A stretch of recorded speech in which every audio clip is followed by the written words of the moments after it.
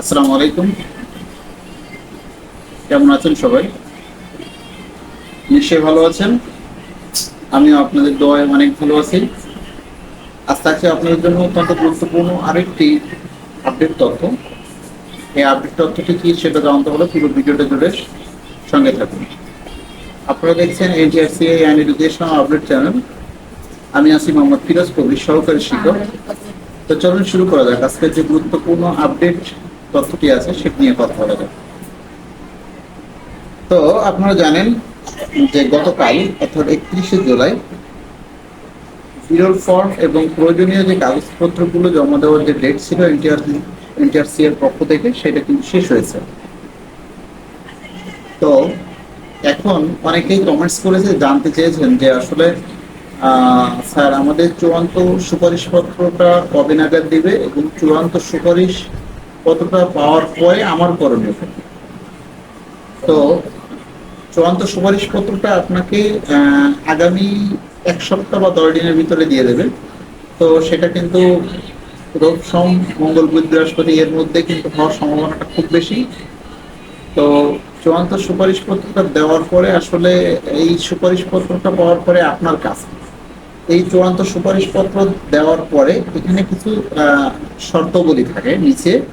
আপনার ছবি প্রথমে, আপনার এনটিআরসির ঠিকানা থাকে, তারপরে আপনার ছবি, ব্যাচ নাম্বার, রোল নাম্বার, কোন পদে সুপারিশ প্রাপ্ত হয়েছেন, কোন প্রতিষ্ঠানের সুপারিশ প্রাপ্ত হয়েছেন এবং কিছু শর্তাবলী থাকে। এই শর্তাবলীগুলো আপনি সুন্দর মতো পড়বেন।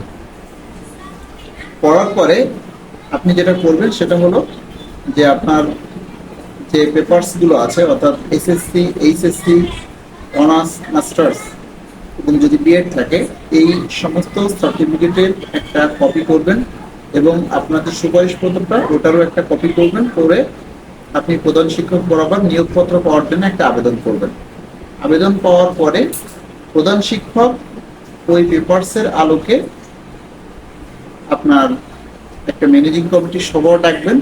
সভাতে আপনার নিয়োগপত্র ছাড়ার ব্যাপারে চূড়ান্ত করবেন।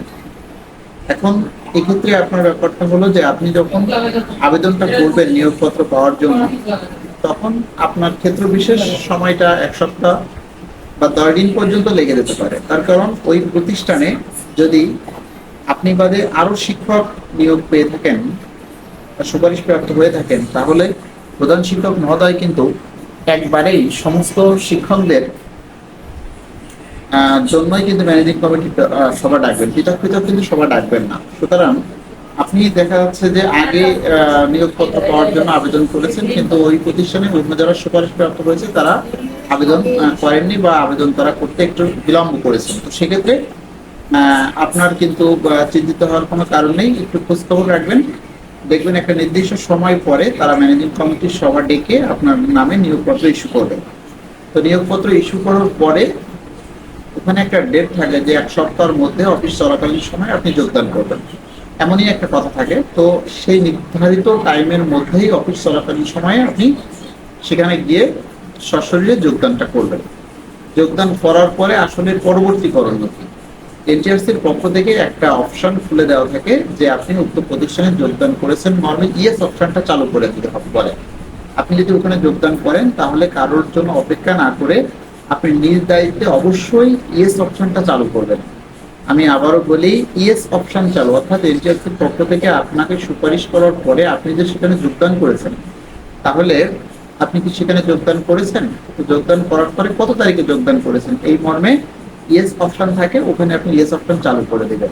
আর যদি দেখেন আপনি যোগদান করছেন না, তো সেক্ষেত্রে নো অপশনটি চালু করবেন। তো এই কাজটি আপনি অবশ্যই করবেন, সেটা প্রধান শিক্ষক বা অন্য কোনো ব্যক্তির জন্য, সেটার জন্য টোটালি কোনো অপেক্ষা করবেন না। আপনি নিজে নিজে অবশ্যই ইয়েস অপশনটা চালু করে রাখবেন। তাহলে কি হবে, এনটিআরসি এ পুনরায় ওই শিক্ষা প্রতিষ্ঠানে অন্য কোনো শিক্ষক আর সুপারিশ করবেন না এবং এনটিআরসি ধরে নেবেন যে ওইখানে আপনি যোগদান করেছেন বলে ইয়েস অপশনটা চালু করেছেন। তো এর পরবর্তী যে করণীয় সেটা হলো যে আপনার ইয়েস অপশন চালু হয়ে গেছে, সাকসেসফুলি আপনার যোগদানটাও করা হয়ে গেছে। এরপরে অরিজিনালি আপনার কাজটা কি, এরপরের যে কাজটা সেটা হলো এমপিওর জন্য যে পেপারস পাতি, এমপিওর জন্য যে পেপারস গুলো আছে এই পেপারস গুলো আপনি রেডি করার চেষ্টা করবেন। তো এমপিও গুলো যখন আপনি পেপারস রেডি করবেন, তো সেক্ষেত্রে আপনি এই কাগজগুলো আসলে নমুনা কপিটা কোথায় পাবেন, নমুনা কপিটা কোথায় পাবেন? তো সেক্ষেত্রে আমি অবশ্যই তো যে তার একটা নমুনা কপি ছাড়া আপনি অবশ্যই কাজটা করতে পারবেন না। তো নিয়োগপত্র যেটা দেবে এটা কিন্তু আপনি আবার নষ্ট করে ফেলবেন না, এই নিয়োগপত্রটা অবশ্যই আপনার কাছে রাখবেন। এটা আপনি যতদিন চাকরি করবেন একদম মানে কি বলে অবসর গ্রহণ করা পর্যন্ত আপনার নিয়োগপত্রটা আপনার সবসময়ের জন্য কাজে লাগবে। এরপরে যোগদানপত্র যেটা সেটাও কিন্তু আপনার কাজে লাগবে, এটা আপনি আপনার সঙ্গে রাখবেন। তো এরপরে যে কাজগুলো সেটা হলো নমুনা কপি ছাড়া আপনি পেপারস গুলো জোগাড় করবেন কিভাবে কাজগুলো করবেন। তো আমার পরামর্শ হলো যোগদান পরবর্তী একজন শিক্ষকের যে গুরুত্বপূর্ণ যে কাজগুলো থাকে তার মধ্যে মোটামুটি লেখালেখির কাজের মধ্যে সব থেকে বেশি লেখালেখি থাকে যে কাজটি, সেটি হলো যে আপনার শিক্ষক প্যাটার্ন তৈরি করা। এই শিক্ষক প্যাটার্নে সাধারণত ওই প্রতিষ্ঠানে যতগুলো শিক্ষক আছেন, কর্মচারী আছেন, প্রধান শিক্ষক, সহকারী প্রধান শিক্ষক, অর্থাৎ ওখানে স্টাফ যারা যারা আছেন সবার নাম, তার যে পদবি, তার যে এসএসসি এইচএসসি অনার্স মাস্টার্সের যত তার সনদ, কত সালে পাস করছে, কি রেজাল্ট করেছে, তার নামে কোনো ধরনের চলমান মামলা আছে কিনা, কত তারিখে যোগদান করেছেন, অন্য কোনো প্রতিষ্ঠানে যোগদান করেছেন কিনা, এই মর্মে কিছু তথ্য থাকে। তো এই কাজগুলো করা সাধারণত একটু কঠিন হয়। তো আপনি যোগদান করার পরেই উক্ত প্রতিষ্ঠান থেকে যে আপনার যে সমস্ত শিক্ষক কর্মচারী শিক্ষক প্যাটার্ন আছে সেই শিক্ষক প্যাটার্নটা আপনি সংগ্রহ করবেন এবং আপনি একটা কম্পিউটারে দিয়ে রাখবেন, যারা আপনার উক্ত প্রতিষ্ঠানের শিক্ষক কর্মচারীর আলোকে এবং আপনার নামটাও সেখানে ইনক্লুড করবেন। ইনক্লুড করে সুন্দর করে যে একটা শিক্ষক প্যাটার্ন আপনি তৈরি করে রাখবেন। এই শিক্ষক প্যাটার্ন তৈরি করাটাই সাধারণত সব থেকে বেশি কঠিন কাজ এবং একটু সময় লাগে। তো এই শিক্ষক প্যাটার্ন তৈরি করার কাজটা আপনি দিয়ে দেবেন। তারপরে আপনার ওই কপিটা নিয়ে আপনি পুনরায় প্রতিষ্ঠানে গিয়ে কারেকশন দেখে নেবেন, শিক্ষকদের সবার কাছে দিবেন তার নামের বানানটা ঠিক আছে কিনা এবং কোন সালে কত সালে কি রেজাল্ট করেছে সেগুলো সব ঠিকঠাক আছে কিনা। তো এই বিষয়গুলো একবার এক নজরে একটু দেখার জন্য আপনি ওই পেপারসটি অর্থাৎ শিক্ষক প্যাটার্নের কাগজটি নিয়ে আপনি সবাইকে একবার দেখিয়ে নেবেন। দেখে নেওয়ার পরে যদি সেখানে কোনো কারেকশন থাকে তাহলে যে প্রতিষ্ঠান বা যেখান থেকে আপনি কাজটা করিয়েছিলেন আপনি নিজেও করতে পারেন, সেখানে বলবেন যে এই জায়গায় একটু চেঞ্জ হবে, সেই জায়গায় কারেকশন করে দেবে, সঠিক পেপারসটা আপনার কাছে রেখে দেবেন। এরপরে আপনার কাজ থাকবে সেটা হলো যে আপনার ব্যাংকের অ্যাকাউন্ট করা। আসলে কোন ব্যাংকে অ্যাকাউন্ট করবেন এই বিষয়টা নির্ভর করছে ওই প্রতিষ্ঠানের শিক্ষক কর্মচারীরা বা ওই প্রতিষ্ঠানের এমপিও আসে কোন ব্যাংকে। যদি কৃষি ব্যাংক বা সোনালী ব্যাংক বা অগ্রণী জনতা বা রূপালী যে ব্যাংকেই বেতন আসে ওই প্রতিষ্ঠানের সেই শাখাতেই আপনার অ্যাকাউন্টটা থাকতে হবে। ব্যাপারটা ক্লিয়ার করে বলি, অর্থাৎ আপনার প্রতিষ্ঠানের সমস্ত শিক্ষক কর্মচারীর বেতন যে ব্যাংকে আসে ওই ব্যাংকের ওই নির্দিষ্ট শাখায় আপনার অ্যাকাউন্টটা খুলতে হবে। তো সেক্ষেত্রে একজন নমিনি এবং আপনার ভোটার আইডি কার্ড এবং ছবি নিয়ে 1,000 টাকা নিয়ে আপনি একটি অ্যাকাউন্ট করে ফেলবেন। তো সেক্ষেত্রে আপনি প্রধান শিক্ষকের সহায়তা লাগতে পারে বা নাও লাগতে পারে, এইভাবে আপনি সুন্দর করে আপনার একটা যে অ্যাকাউন্ট ব্যাংক অ্যাকাউন্ট সেটা আপনি করে নেবেন। ব্যাংক অ্যাকাউন্টই হচ্ছে সব থেকে গুরুত্বপূর্ণ ব্যাপার।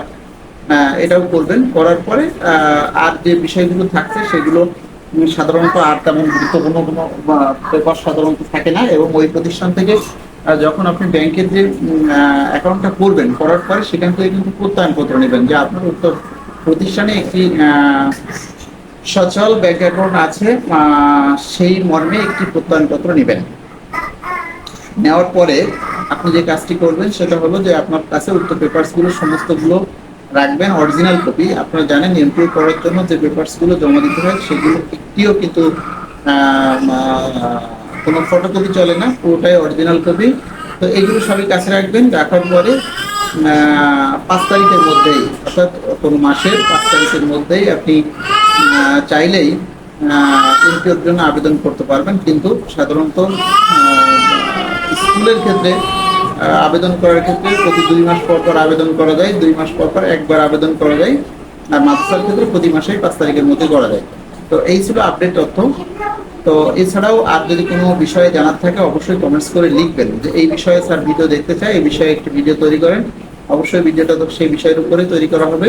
ধন্যবাদ সকলকে সাথে থাকার জন্য। আসসালামু আলাইকুম।